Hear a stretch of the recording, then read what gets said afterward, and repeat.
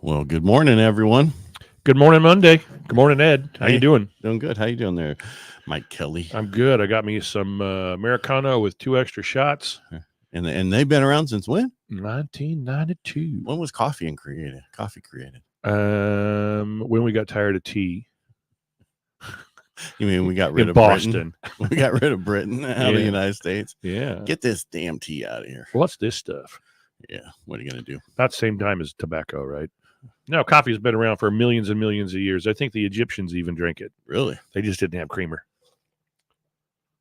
Oh, and they definitely didn't have almond milk or oat milk or where were we at? I was my wife. We were somewhere in the middle of nowhere.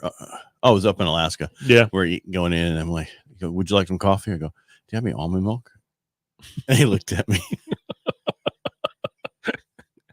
Yeah, they're not from here. They're not from around these parts. Right. They're city folk. Do you put almond milk in your coffee?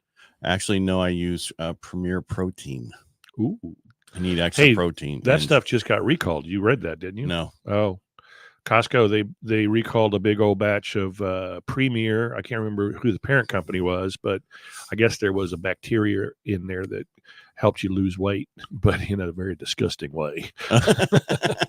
Well, I didn't get it, yeah. So I'll check into that. Thank you for that this morning. Yeah, you're welcome. You know, I'm just a wealth of information. Yeah, trivial crap. But excuse me a second, I move my fan.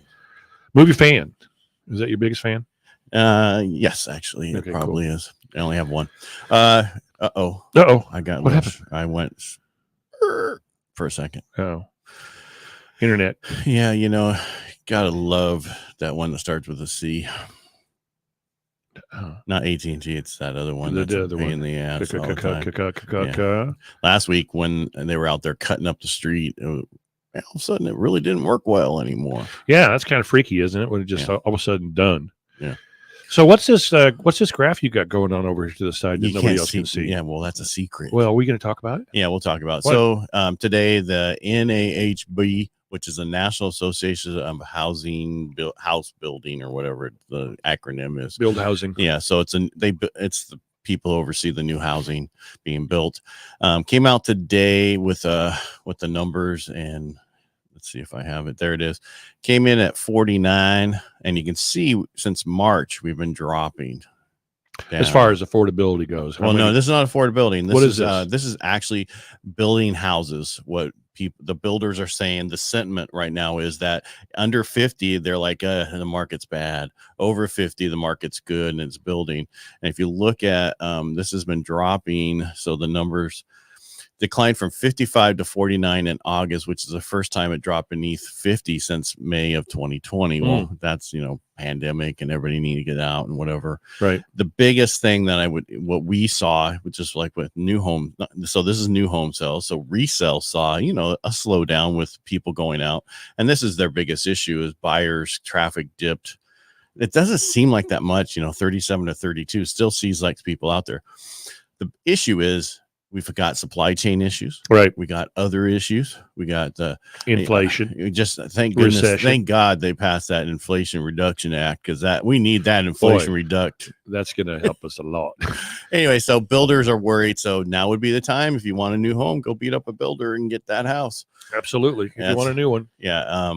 Top three states that are still building a lot of homes: Texas, the Carolinas, North Carolina, South Carolina, and Ohio. I think they said.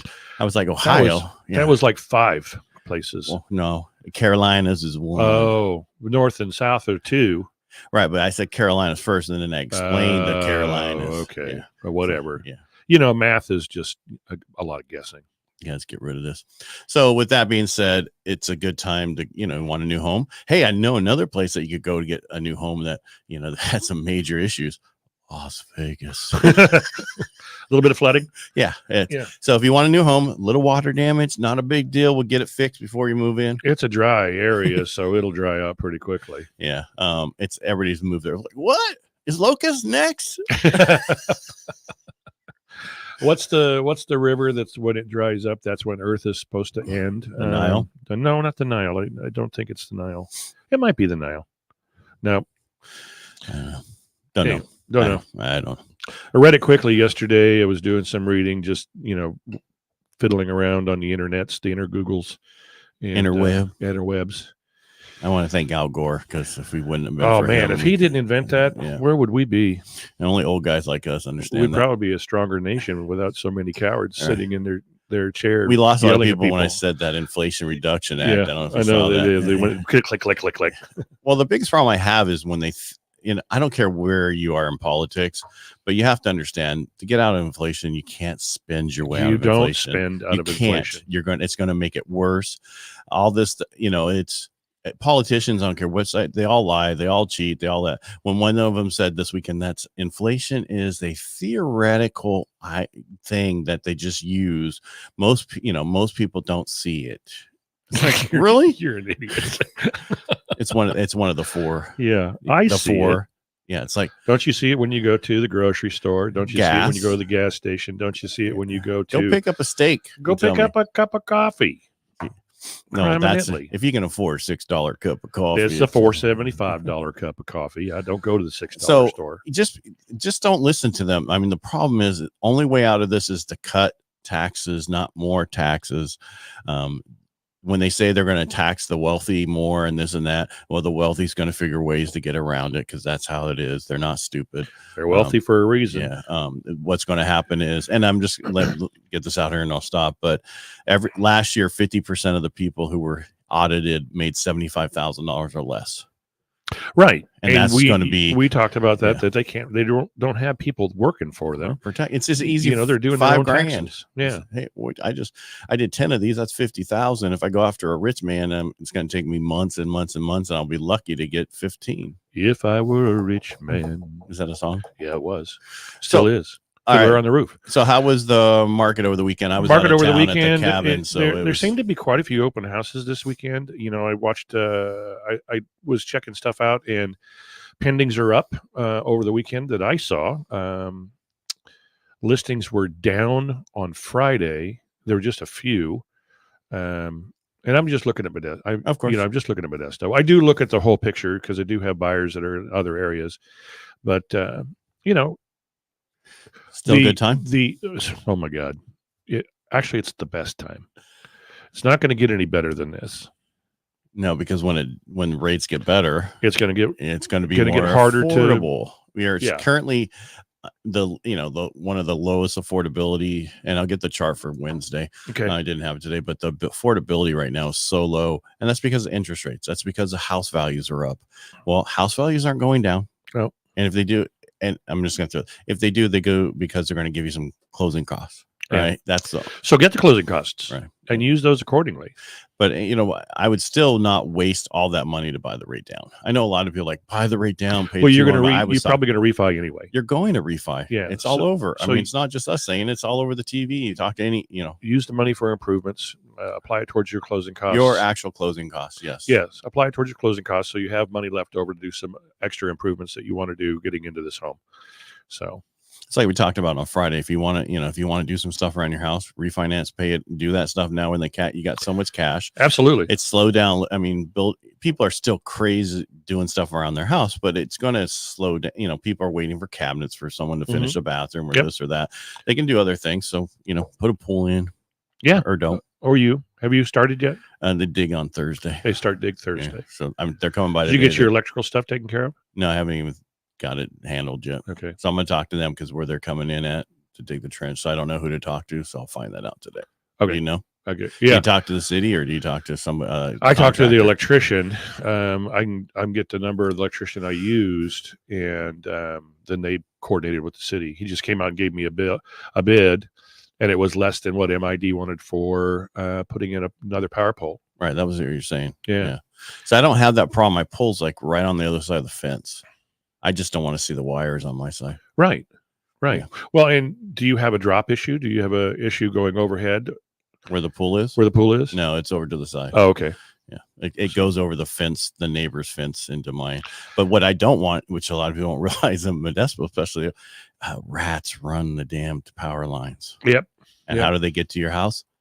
To your house. Yeah. So from the power line. Yeah, exactly. Yeah. So a lot of the older homes in Modesto, that's where they're running because the power lines are there. Where the new part, where they put them underground don't have the problem. I tell you what, living in an older neighborhood with drop power, putting the power underground and then putting the cable underground as well, it's so nice not having wires overhead. Right. You know, when you're in the backyard, you're not seeing these ugly little wires. Yep. So, I mean, one's phone and one's a cable, right? And the other one's power. Well, I don't know a lot of people that have phone anymore, but they still have the wire that comes across. Not me. Well, they have. Did you not bring it underground either? No, I left it gone. Really? Yep. Yeah. I don't need it. Yeah. We don't even. I think ours is unplugged anyway. Mm-hmm. Yeah. You know what I'm seeing is when I was saying there was quite a few pendings this weekend, is there seems to be an uptick in the buyers getting out there. I think they're hearing our message and saying, you've got less competition, you've got still good prices, really, and interest rates aren't so horrible. So if you've got a good job, buy. That's right. I thought you were telling me we were leaving. No. Yeah. Now, because that's the other thing we're talking about. I think on Friday we're talking about how that more, people are making more money now. They're going to increase their salaries going forward. You're going to have more money. I mean, this inflation thing is going to be here until we learn not to keep spending. It's just going to take longer. So, the only way to protect yourself is to be a homeowner. Fix your payment. You know what it's going to be. Renters, their payment's going to continue to go up. Right. And you're going to be paying for your landlord's payment, which is okay if you like doing that. But your rent's going to go up at least 0.5% every time your lease comes due. They have to. They're not going to go, oh, you've been a great tenant, I can't raise it on you. Yeah. Any DPAs, any DAPs, down payment assistance programs out there that are worthwhile at this time? Not really. I mean, there's the CalHFA stuff. There's the other stuff. There is down payment assistance programs where you pay for it when the rate. My problem is when to get that, the rates are, some of these are not. I mean, you got Chinoa or whatever the thing is and the other stuff, but a lot of people we have it, but it's a 1% hit to the rate. Right. That was my problem with CalHFA. It's like in a 5% market. Now you're almost 7. Yeah. Yeah. I mean, I understand we get into the home. Well, you know what? Maybe family members, work out a deal with them, to give, you gift your down payment. Absolutely. Or go in, have them, hey, you gift me the down payment. Well, down the road, I'll add in 2 to 3 years, I'll refinance. I'll kick you some of the, profit. Are people still doing 80-10-10s? Yes, you can. I haven't seen one in a while. Yeah. Yeah. But you got sellers with equity positions. So, right. But you can always then buy out the mortgage insurance if you're worried about mortgage insurance these days. That kind of stuff, like on a unconventional. But again, with the value going up so much, and if we're going to refinance in a year or a year and a half, maybe don't waste that money. Right. But if you got extra money and you want to buy it out, you can do that so you don't have that mortgage insurance payment. The other thing I ran into last week was a lot of your garage. No, I don't have that problem because I can't get close to it. Yeah. It's a long driveway. All right. So in the years ago, FHA appraisers were different than conventional appraisers. Correct. Today, they're pretty much do the similar. same. Yeah. I mean, unless it's a blatant window broken, that, you see all the termite droppings on the windowsill or, door from all that stuff. They're going to call it. But if it's a decent house, they're not going to call stuff like they used to. Right. VA is the only one that they really push health and safety issues for that. Right. And flaking, peeling paint is a health and safety issue, according to VA. Well, also FHA, also conventional. Well, you know what? It depends on the age of the home. It does depend on the age of the home if it's 78 or older. And it also depends on the appraiser and how good his or her eyesight is that day. That's right. There's some flaking and peeling paint they'll kind of overlook, if it's not too bad. But if the whole house is pretty flaky and nasty, you may have to do a repaint. The other thing, FHA appraisers a while back, and I don't know if they're still doing it, they were forced to put their head underneath the house, meaning look in the crawl space and look in the attic. They look in the attic and they'll try to look under their house if there is a way to get under the house, but not normally, but really the attic is the only thing they look at. And I'm just thinking, you're not a contractor, you're not a builder, you're not an inspector. What are you going to call? What do you know? Ghostbusters. Yeah. So, no, I guess they just want to make sure there is one. I don't know. A crawl space? Yeah, an attic. Look, Yeah. there's an attic. There's the attic. There's insulation. I saw that. I don't understand. If they see daylight, they're probably going to call something. They're Right. going to ask for a roof inspection and 2-year certification. I'm sure. I think, but no one really. I mean, they do that on conventional FHA and Right. VA. They still say they looked in the attic or whatever.